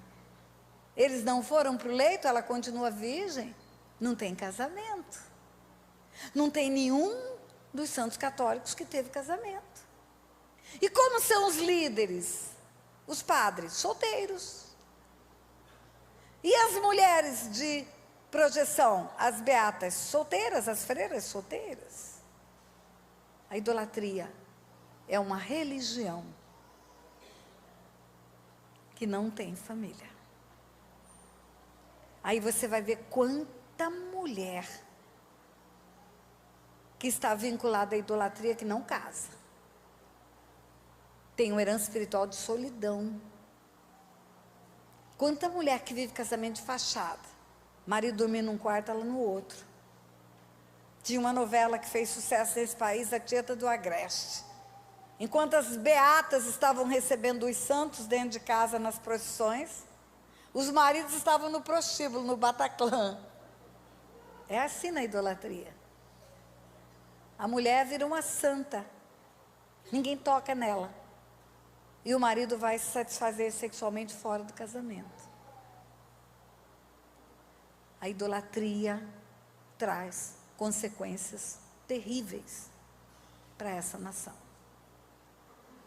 E você que está me ouvindo aí na internet, e você que está chocado com o que estou falando, eu quero dizer que a responsabilidade do que eu estou falando é minha, não é do pastor Anderson, não. Tudo que eu falo, eu respondo pelo que eu falo. A idolatria é uma maldade tão grande nessa nação, que talvez você não saiba, mas vai saber agora. Pode confirmar, vai para a internet para confirmar. Também pelas dificuldades financeiras dessa nação, é uma herança da idolatria. Sabe por quê? Porque quando os judeus vieram para essa nação, quando houve a invasão holandesa, os holandeses que vieram eram judeus. Sabe por que eles foram expulsos do Brasil? Não foi por causa de política. Eles foram expulsos porque eles não se renderam à idolatria. E quando eles foram expulsos, os que sobreviveram, que não foram comidos por tubarões nos naufrágios, eles foram para os Estados Unidos, foram para um lugar chamado Newark, Nova Arca. E por causa deles lá, Deus abençoou a economia americana. A idolatria expulsou o dinheiro do Brasil para lá. Se você não acredita, entra na internet, faz lá a pesquisa, de Pernambuco ou de Recife a Manhattan, você vai descobrir essa história. Consequência espiritual da idolatria, a pobreza também. Voto de pobreza. E quantos de nós têm herança espiritual de idolatria? Pastor, eu não conheço os meus antepassados, e agora? Eu fui dado no orfanato, eu não conheço meu pai e minha mãe. Não precisa conhecer. Os sintomas vão dizer qual é a sua herança. Você está com tosse, com gripe, com espirro, você sabe que está com gripe. Os sintomas que você tem na família, ou seu, daqui para frente, você vai identificar. E pelo sim, pelo não, ora com renúncia em tudo que é herança, como Daniel fez. Daniel estava num cativeiro e ele confessou os pecados. Abriu a boca e confessou os pecados. Reconhece o que foi feito de mal diante de Deus. Reconhece que a palavra de Deus não foi respeitada. Reconhece que sobre a sua vida há uma consequência espiritual da herança. Agora confessa o seu pecado também. Nós podemos fazer coletivamente aqui a confissão das heranças. Mas individualmente você precisa fazer a confissão dos teus pecados. Porque a partir de você começa uma nova herança.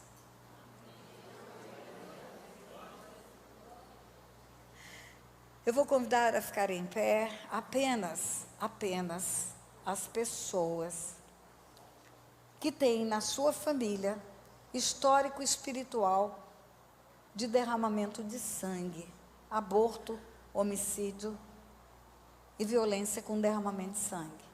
Ou você ouviu falar ou você percebe isso na sua família.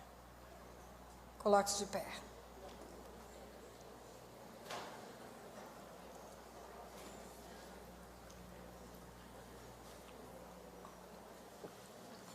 Eu vou produzir a oração e você vai orar. Diga assim: Senhor meu Deus e meu Pai, em nome de Jesus, eu reconheço que na minha família existem históricos de derramamento de sangue, por homicídios, por abortos e por violência. E eu reconheço que com essas práticas foi produzida uma herança espiritual para a minha vida e para os meus descendentes. Mas nesta hora, reconhecendo que fizeram o que era mal perante o Senhor, reconhecendo que derramaram sangue inocente, eu reconheço a herança e me desligo dessa herança para me ligar ao trono da tua graça.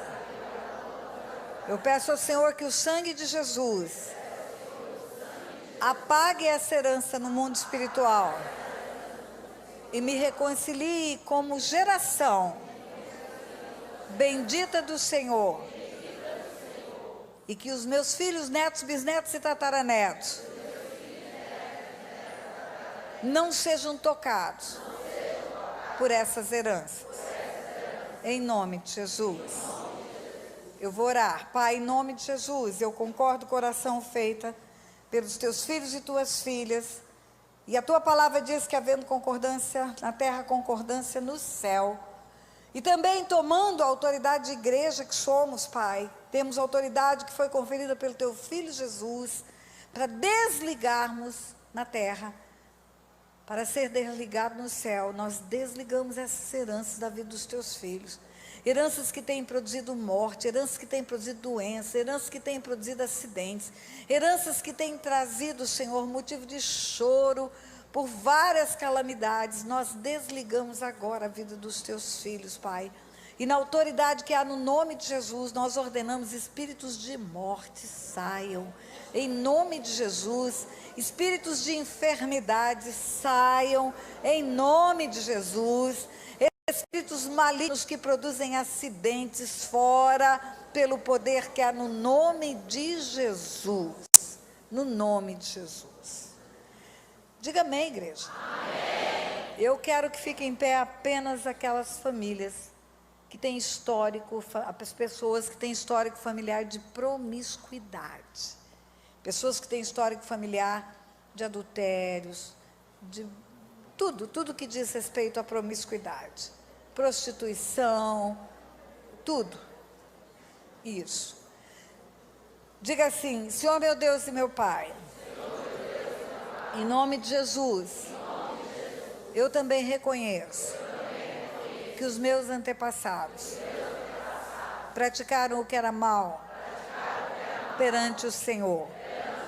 Ao invés de serem santos diante do Senhor, ao invés de terem o corpo como templo do Espírito Santo, usaram o corpo para prazeres e praticar atos de promiscuidade. E eu reconheço que essa herança, ela é legal e justa, porque o Senhor visita a iniquidade dos pais nos filhos. Mas eu agora te conheço. Quero viver uma vida de santificação. Portanto, eu abro a minha boca para me desligar dessa herança. Confesso a herança e deixo a herança para me ligar à herança da cruz, aonde eu serei santo, como o Senhor é santo. Em nome de Jesus. Amém. Eu vou orar. Pai, em nome de Jesus, eu concordo com a oração dos teus filhos, tuas filhas, para desligar a vida deles e das futuras gerações a essa herança maligna de promiscuidade, herança de adultério, herança de abuso sexual, herança de pedofilia, herança de pornografia, herança, Senhor, do sexo maldito fora da aliança do casamento, Pai. Em nome de Jesus, pelo poder da palavra, eu desligo a vida deles, dessas heranças malignas. E na autoridade que há no nome de Jesus, eu ordeno, espíritos de promiscuidade saiam agora da vida do povo de Deus, em nome de Jesus. Você pode dizer amém, amém.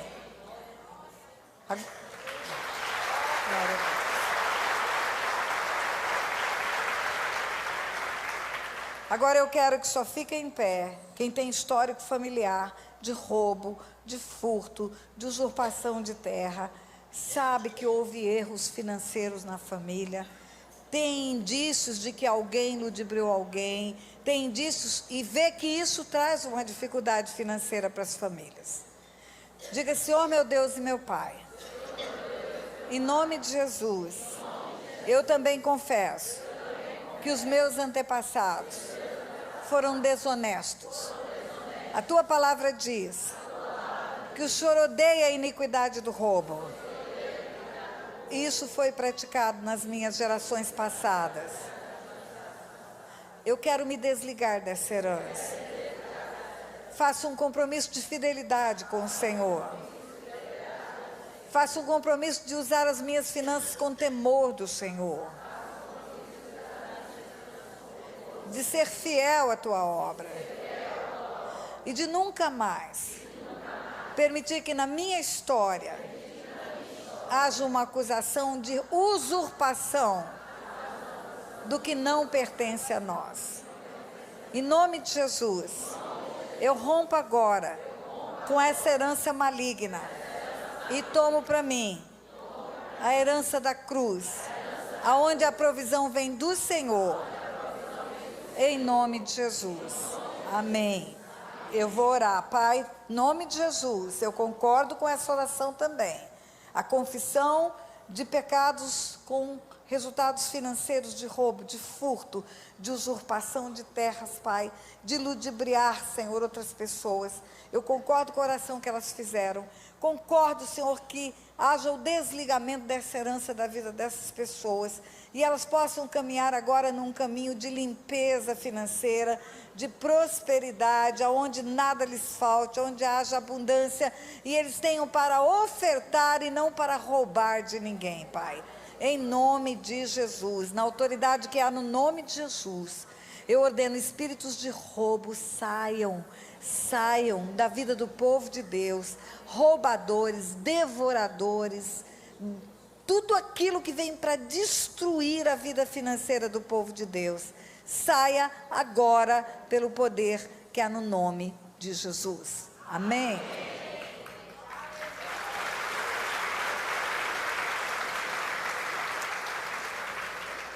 Eu quero que fiquem em pé apenas as pessoas que têm histórico espiritual familiar de ocultismo, feitiçaria, umbanda, quimbanda, tudo que é espiritismo. Os demais podem ficar sentados.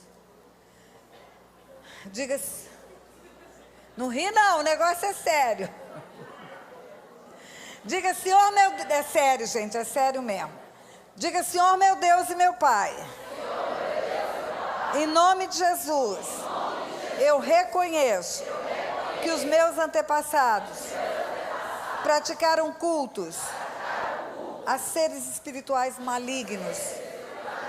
Reconheço que por engano ou por decisão fizeram rituais invocando as trevas, invocando demônios, deram oferendas, fizeram trabalhos, consultaram demônios.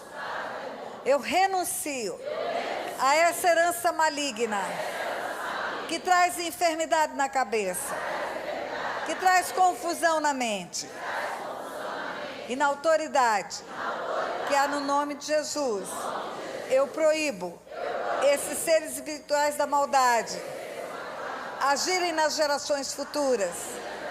Me desligo dessa herança, em nome de Jesus. Pai, eu oro agora, Senhor, em concordância com os teus filhos, para desligar a vida deles, Pai, dessa herança maligna, Senhor, que traz enfermidades, Senhor, que traz morte, que traz loucura, que traz doenças mentais, que traz tumores, Pai. Em nome de Jesus, eu oro agora e como igreja desligo esse povo dessa herança. Em nome de Jesus, e ligo ao trono da tua graça. E na autoridade que há no nome de Jesus, eu ordeno espíritos de doença, de loucura, fora. Pelo poder que há no nome de Jesus. No nome de Jesus. Coloca a tua mão na tua cabeça. Fala, eu ofereço a minha cabeça para o único santo que existe no universo, para Jesus. Eu digo, Senhor, toma cativa a minha mente. Seja o Senhor o meu cabeça, porque o Senhor é o cabeça da igreja. Em nome de Jesus. Amém. Pode aplaudir o Senhor.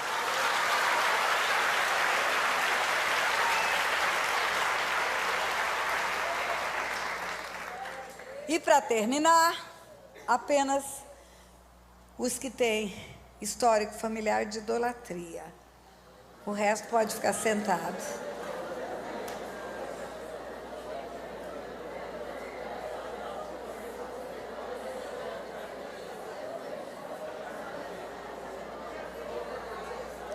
Pai, não, peraí.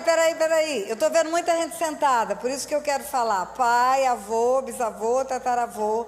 Ninguém andou pela idolatria? Você que está sentado? Tem geração cristã de 5 gerações já? Você é uma raridade nessa nação. É uma raridade. Diga, Senhor meu Deus e meu Pai. Em nome de Jesus. Eu reconheço que os meus antepassados caminharam pelos caminhos da idolatria. Prestaram culto a imagens. Fizeram procissões. Adoraram ídolos. Ofereceram filhos aos ídolos. E eu reconheço que a consequência espiritual dessa idolatria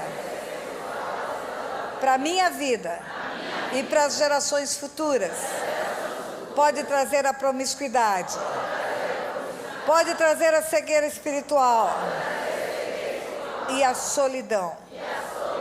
Mas eu renuncio a essa herança expressamente.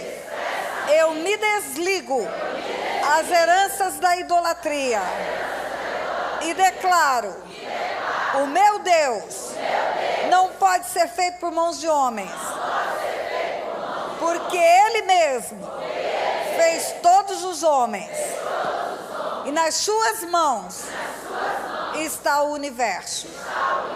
Eu reconheço o Senhor como o único Deus verdadeiro e renuncio a toda herança de idolatria sobre a minha vida. Em nome de Jesus. Amém. Eu vou orar, peraí. Pai, em nome de Jesus, eu concordo com essa oração também, feita pelos teus filhos. Pai, a tua palavra diz que havendo concordância na terra, no céu. Também a tua palavra diz que a igreja tem autoridade para ligar e desligar. Eu desligo pelo poder da palavra a vida dessas famílias, dessas heranças malignas da idolatria. E ligo a vida delas, Pai, ao trono da tua graça. E na autoridade que há no nome de Jesus, eu ordeno que os espíritos imundos que vieram para essas famílias, de promiscuidade, de cegueira espiritual, de solidão e de dificuldade financeira, por causa da idolatria, saiam agora, pelo poder que há no nome de Jesus.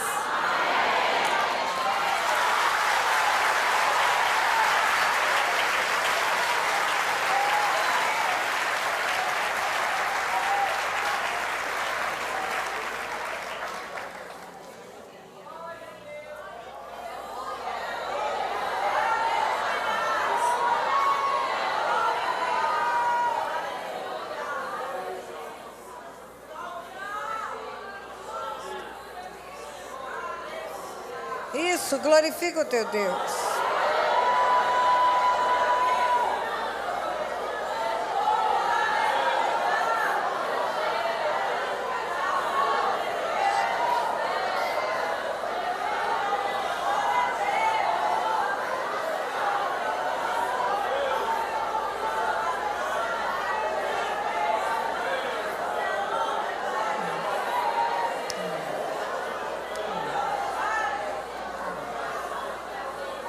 Amém. Pode sentar-se, você vai receber a bênção apostólica e o encerramento está com o pastor Anderson. Mas eu quero dizer algo nessa noite que eu disse 2 vezes já, na primeira e na segunda noite. Quando nós falamos em heranças, nós olhamos para trás. Nós hoje olhamos para trás. O que fizeram antes de nós. Mas eu quero que você seja desafiado a olhar para frente. Porque a sua conduta de ser obediente à palavra de Deus, ou de fazer o que desagrada o coração de Deus, vai resultar numa herança futura. A sua conduta de desobediência vai resultar numa maldade para 4 gerações. E a tua conduta de obediência vai resultar numa bênção para 1000 gerações. Sabe o que isso significa? Que se nós nos posicionarmos como a palavra de Deus diz, se nós andarmos no caminho do Senhor, como a palavra de Deus diz, vai chegar uma hora, igreja, que nós não vamos mais falar de maldições hereditárias. Nós vamos falar de bênçãos hereditárias. De bênçãos hereditárias. Amém? Que o Senhor te abençoe.